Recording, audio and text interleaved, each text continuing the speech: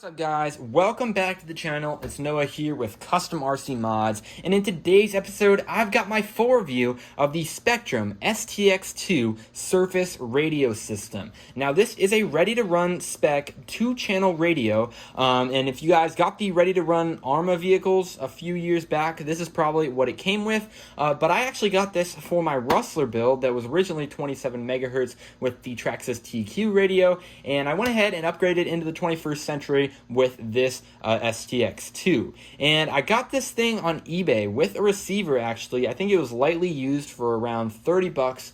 But if you're interested in picking one up for yourself brand new, I'd say you're probably going to be in about $40 to $50 for this radio system. However, if you guys are thinking that's a lot to spend for an RTR radio, this is a really nice one. And I think that you're going to be blown away by the amount of features on this radio that most ready-to-run radios like the Traxxas Link TQ line and the Axial radios really don't have to offer. So I'm really excited to go ahead and show you what's inside with this radio. What's the big deal about it, I guess, in the long run. So let's first off start off with some specs here. It is a 2-channel radio, of course, so pretty basic. You're going to have your throttle and you're going to have your steering, and that's about it. There's no extra switches or anything like that for auxiliary lights or other functions that you might have on your RC.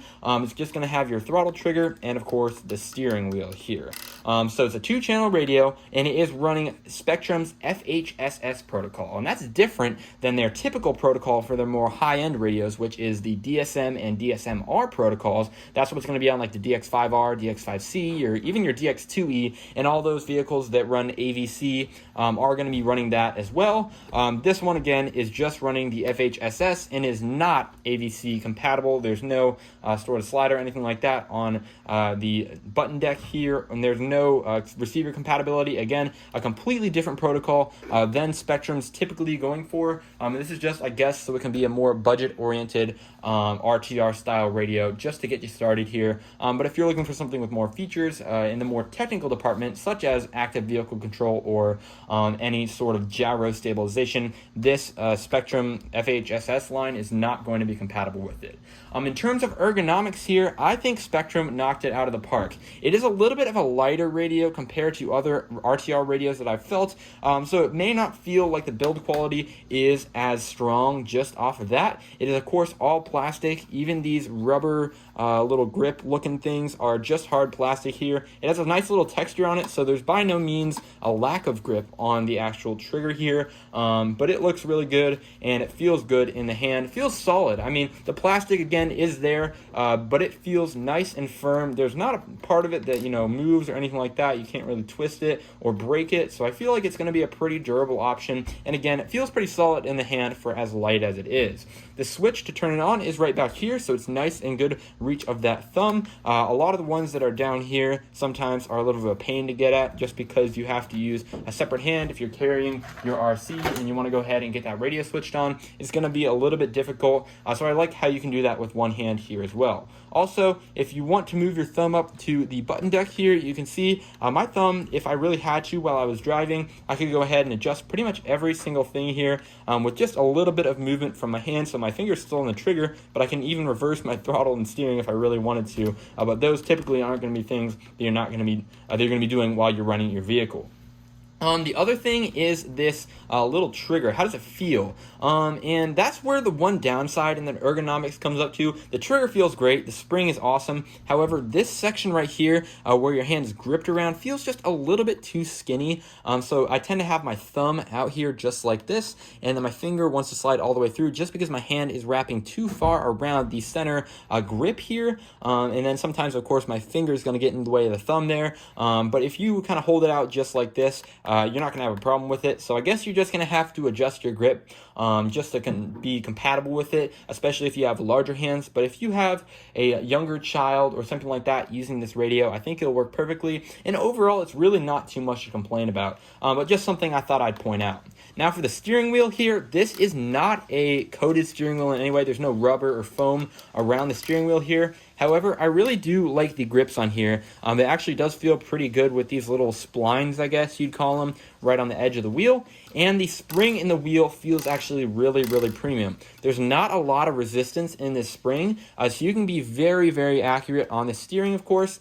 And one of the best features of Spektrum radios in general, and is no different on the STX2, is that there's considerably more steering throw on this than typical Traxxas ready to runs, or even my Axial ready to run radio that I have.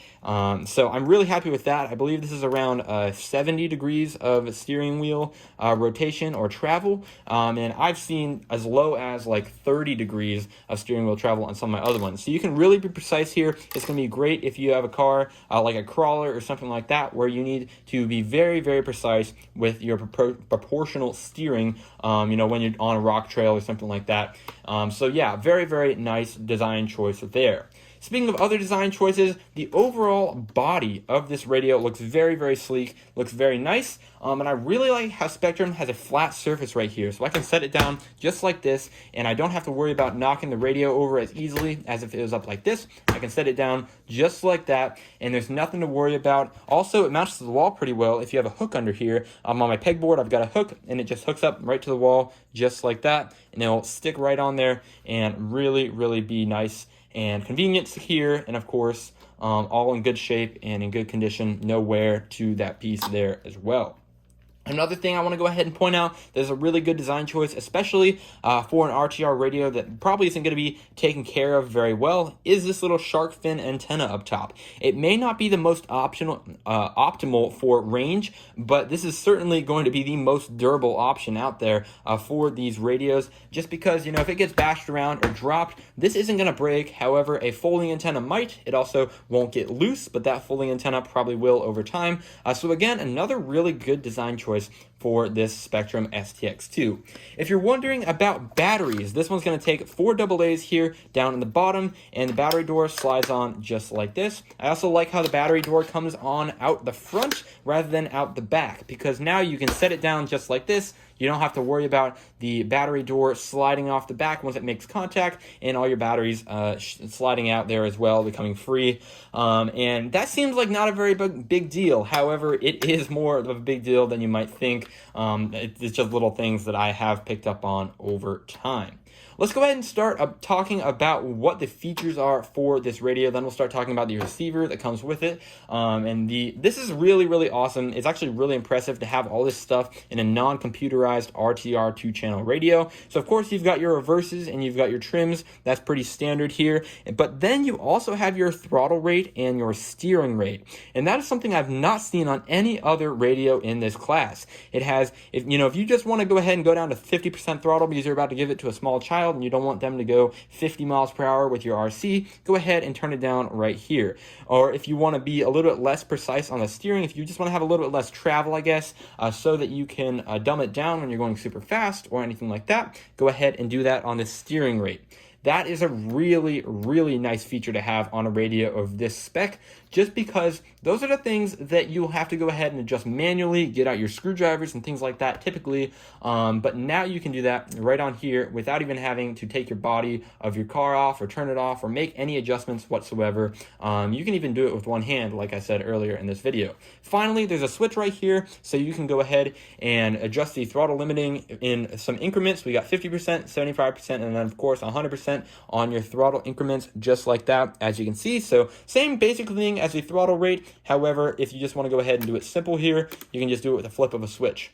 Now, there's also 2 lights here. Of course, I do not have batteries in here at this time. Otherwise, I'd turn it on and show you. But there's 2 lights that light up in red, which is really nice when you're on the bench and you've got the radio right there. Sometimes you can leave it on, and then when you come back to it, you realize, oh, it's been on all night, and now it's dead, and now I can't use it when I go out to play with my RC. This is really nice because you got 2 big bright red lights that are going to tell you it's on, and you're not going to forget and leave it on overnight or over a long period of time. You'll know just to go ahead and switch it off. So very, very good design right there as well. Now let's go ahead and talk about the receiver. I've got this mounted in my Traxxas Rustler here. It's a brushless vehicle, of course, and it has the steering and the throttle here with the ESC and the servo that are plugged into the actual receiver itself.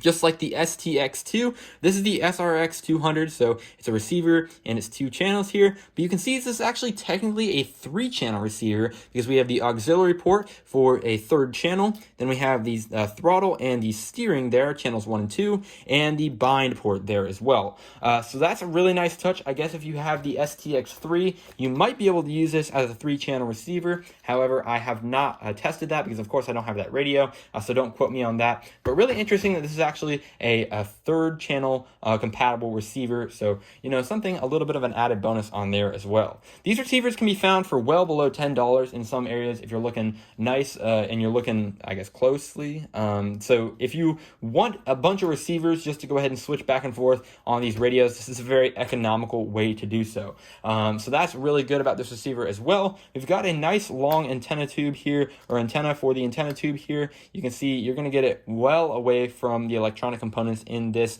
RC, so it's going to have optimal range. I would definitely say the higher you can get it, the better. And of course, that's just up to your discretion and what your RC affords with its antenna mounting situation. The last thing I'm going to talk about is the binding process. I'm actually not quite sure how to do that because these came pre-bound. However, it did come with a bind plug, and you can go ahead and plug it into this last port here on the bottom of the pin set for the receiver, and that will send that into bind mode. And of course, there is some combination of buttons that you can find in the instruction manual that'll send this into bind mode, and you can bind them together and life will be good. All right, so the last thing I'm going to go ahead and talk about as I get this antenna reinstalled is the range and performance of this STX2, and that unfortunately is where I've had a few minor issues. Nothing too crazy, nothing that would stop me from recommending it. However, there just are a few small things about this radio that I just really don't like. First things first, it is the FHSS protocol, so it's not going to have all of the reliability and performance that we've come to know and love from the other high-end Spektrum radios. There is a noticeable delay if you're used to being on higher-end systems. It's not too crazy or something undrivable, but I just have found that there's a little bit more latency than other higher end 2.4 gigahertz systems. Also, range has been a little bit sketchy. I don't really recommend going too far with this thing, and how far is too far, you might ask? I'm not totally sure, honestly. I really haven't pushed this thing that hard, but I would say you'll find out once you get this radio. It definitely has all the range that I could ever need, but I have found that in some places where the other systems have been, going strong, this one has been out of range, maybe about an 1/8 of a mile away or something like that. But again, that is still a pretty good range for RC cars. Just keep in mind that I've had some spotty results sometimes in direct comparisons to other 2-channel ready-to-run radio systems here as well. So that about wraps it up with everything I have to say in this review about the Spektrum STX2. I'm really happy with this thing for the price point. I think it performs well, and it has some very unique features that really aren't found in this spec typically. Now, I don't think this would be much of an upgrade from any other 2.4 gigahertz ready-to-run radio, so if you already have one of those, don't consider buying one of these. I think that's just going to be a waste of your money. However, if you have an older RC like this 2006 Traxxas Rustler that has like an AM radio system, this would be a great way to again upgrade to that 2.4 gigahertz modern technology, and it's of course very economical to do so as well. Overall, it's very unbeatable for the price point. I'd say it has the modern ergonomics and styling of a new Spektrum radio, and of course unbeatable features. So go ahead and examine your situation and see if this product might be a good option for you. With that said, if you're interested in picking one of these up, I'll go ahead and leave some links down in the description to this thing for different vendors, different price points, things like that. You can go ahead and browse through them. Again, I found this one on eBay for $30, so if you do some hunting around, I'm sure you can get a very similar deal to this one here as well. Anyway, I'm Noah. That was CustomRCMods. We're wrapping it up here. Thanks for watching, and I'll see you later.